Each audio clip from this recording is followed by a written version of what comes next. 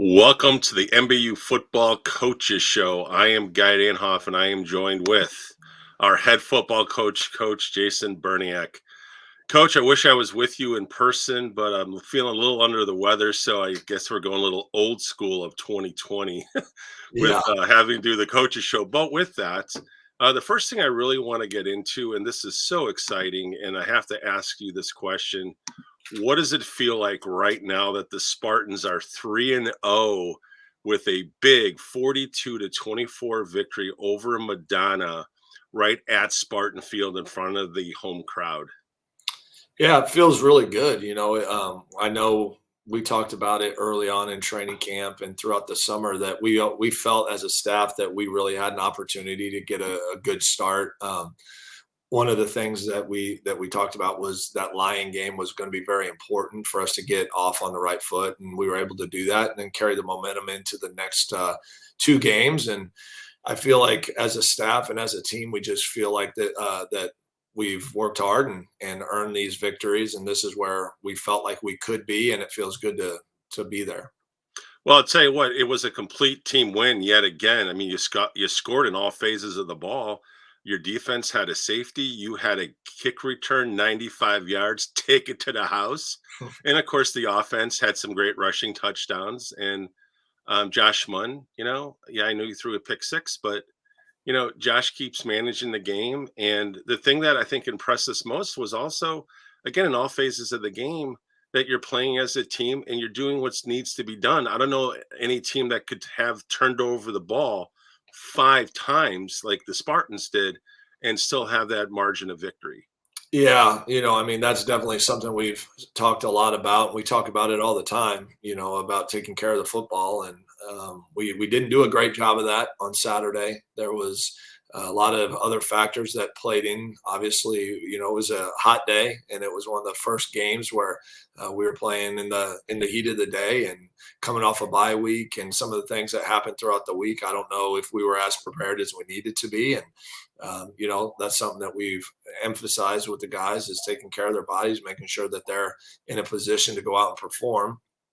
Obviously, that plays into making some of those mental mistakes, but I thought that the guys did a really good job of, like you said, just sticking together, doing the things that we've talked to them about, and just never really losing focus on what our end goal was and what our job was on that day. And I thought that we overcame, obviously, not just 5 turnovers, overcoming that on the field, but also mentally overcoming those 5 turnovers is really important. And I'm really proud of the way the guys rose up and handled that situation. Absolutely. The other thing, you had to overcome the heat. I mean, it was over 90 degrees, and that's just, regular, ambient temperature. That doesn't include the turf temperature, as you know. But the bottom line is, in the fourth quarter, the Spartans have done what they've done all year, and that is simply dominate. I mean, you were working the clock the way that you have the other two previous games before that, relying on that rushing attack. Again, it's just like you were finishing the games. I mean, they were there within a point in the third quarter. We got a little, got a little dicey, but the Spartans just, I mean, hit what I call, playing Spartan football in that fourth quarter. It was very evident and clear that you did what you had to do, and the team rose up depending on whatever facet you were playing on the team. So kudos to you, the staff, and certainly the players on that, because coach, that game could have gone either way at that time.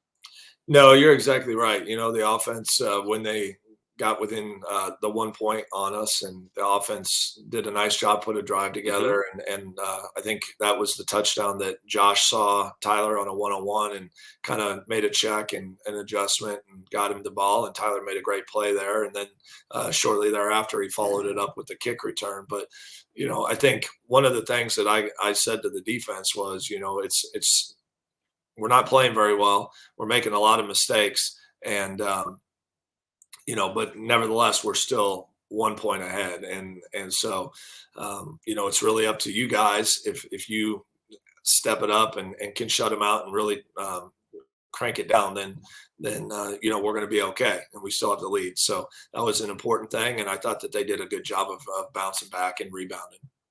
Well, another thing you also did, you took advantage of their penalties. I know that you gained 30 yards just on 2 penalties on offense, of which they could have put you in a punting situation. but they roughed the passer, and then I forget what the other 15-yard penalty was for. But yeah, back to black plays, and then eventually you scored again. I mean, again, that's taking advantage also of the opportunity. So it was great to see us on that side of it, because so many times in the past, maybe it doesn't go like that for us. And I just again want to reiterate that, because the team stepped up big, especially in the most important quarter. Yeah, we've talked about it a lot throughout, obviously, week in and week out. It's just how those penalties and those plays, they add up throughout a game. And we're not going to be perfect throughout the course of the season. Right. We know that, but this is it's something that we have to be mindful of, and we have some good examples to continue to teach and show these guys about how what we're telling them. If they continue to do it, how it does show up now in our favor, because we're the ones that are handling situations in a good way, and not letting things get to us too much. What we had a roughing the passer call, but Right. we're going to have those. That was an effort play. It wasn't a dumb penalty. Right. That's really important. Yep. And let's talk about the play of Tyler Ball. For the third consecutive week the Spartans have played, you have a Mid-States Football Association's Player of the Week. This time it was offense. And Coach, I'm telling you, what's really cool about this show is we've got some really cool graphics. And I got to thank, Tyler Andrews, because he gets us dialed in with some really good things. And let's pull this up for Tyler. Here it is. Look at that big day. Yeah, he had a phenomenal day. 102 receiving yards. So he had one receiving touchdown. He took it to the house on a kickoff return, 95 yards. Coach, talk to us about your outstanding wide receiver. Well, he's just continuing to get better. I think that he's a guy that we challenged last year. We moved him to wide receiver. We've talked about him quite a bit throughout fall camp, but he's really embraced that position and has worked to get better every week. And I think the biggest thing is that just his mentality and his approach is very business-like now, and that's what I really appreciate about Tyler, is just how much he's grown in the time that he's been with us. And going back to last year, he's a guy that if you spend any time around him, he's going to make you laugh. He's kind of a comedian in his own right, and loves to have fun and keeps things light. But one of the things that I really challenged him with was that when you're on the field between the white lines, you got to be about your ball and about business. Right. And that's something that he's really taken on this year, and has done a really good job leading, as a leader, but also as a playmaker on the field. Absolutely. So let's shift to now a few of the other Spartan standout performances. What are a few of the players you'd really like to comment on that you thought really stepped up huge? Well, I first I would say Darius Morrison and Devin Wills are two guys. Ronald Allen had been carrying the load and started carrying the load, and then went out with a hyperextension to his knee, and those two guys stepped in, and I thought did a really good job, and continue to show why we're excited about the depth that we have at running back. And so those two guys jump off the page. I think our offensive line, they continue to do some good stuff, and allowing us to run the football. You can't do that without those guys up front. Right.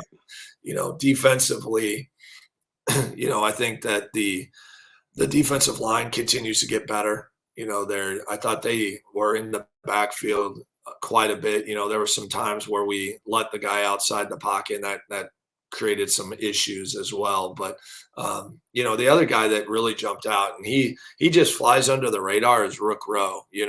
Rook is a guy, he just shows up and goes to work and plays hard, and he might have saved the game.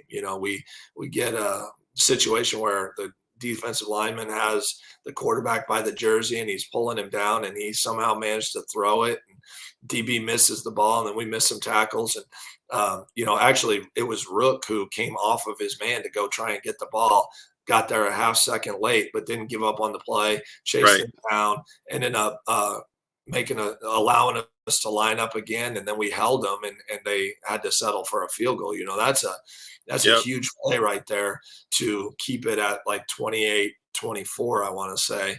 Yep. And instead of a potential 28-28, and then Tyler followed that up with the kickoff returns. So, Rook is just a steady guy who shows up every week, gives everything he has.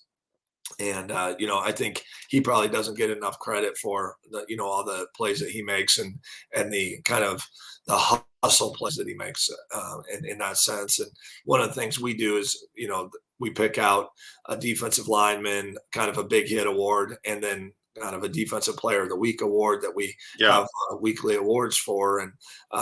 And on some of those, I allow the guys to kind of weigh in and have their input. And the previous week, Jalen Cowley had it, and he felt that Rook was the guy who needed the player of the week, and couldn't agree more. And he's well deserved. Well, and the other thing I'm going to let you know is I can't speak enough of your defensive ends. They were just wreaking havoc all game. I mean, we were calling their names, even if they were, amount of hits. I know we don't track that.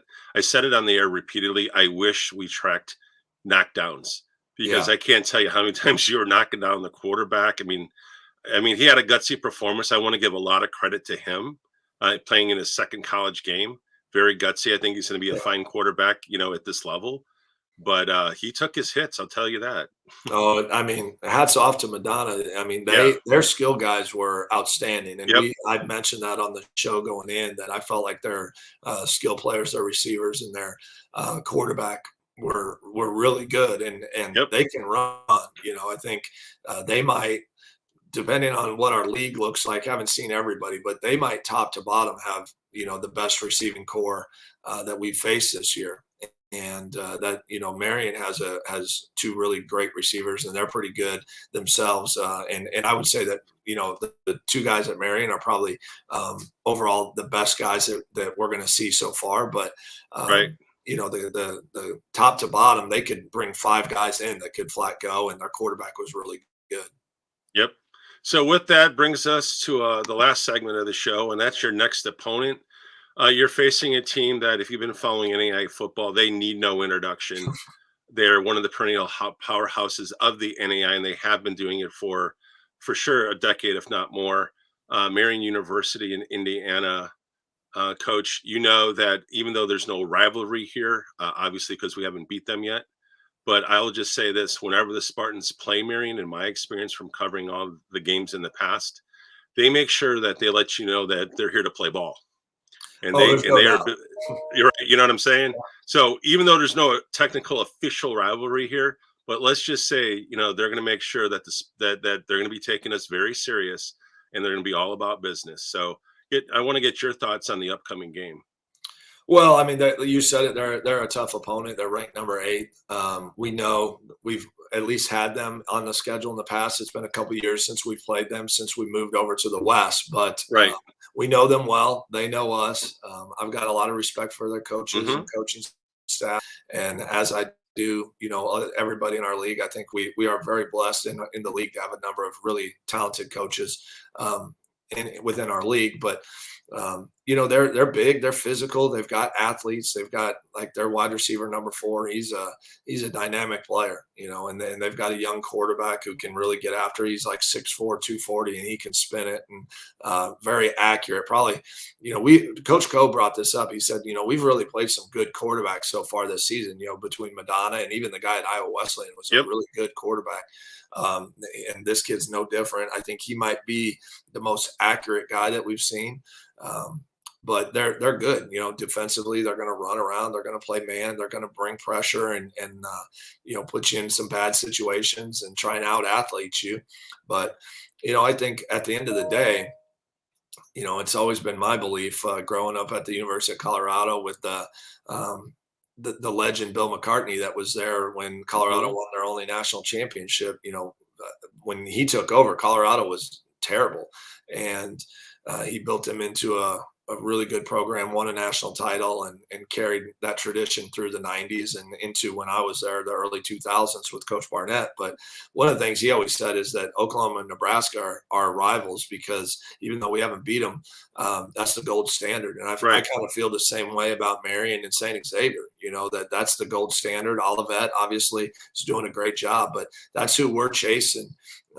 That's who we want to emulate. That's who we want to eventually become a St. X or Marian that's a perennial, top program, and that's where we're working to get. And obviously, we've got a long way to go to get to where they're at. But it's a good test. I'm excited about it because of the fact that we're going to find out exactly who we are, and that's kind of what I've told the guys. We're going to be very neutral in our mindset this week. It's not going to matter really who we play week to week. This is a big football game because we've made it a big football game, and that's what I think is the most important. And we're going to find out, what do we got to work on. Are we mentally strong enough? Are we physically strong enough? Are we tough enough? Will we run and hit? But that's stuff that we preach every single day. So it doesn't matter who we're playing. That's going to be our mindset. So, Coach, with that, just a couple of interesting statistics.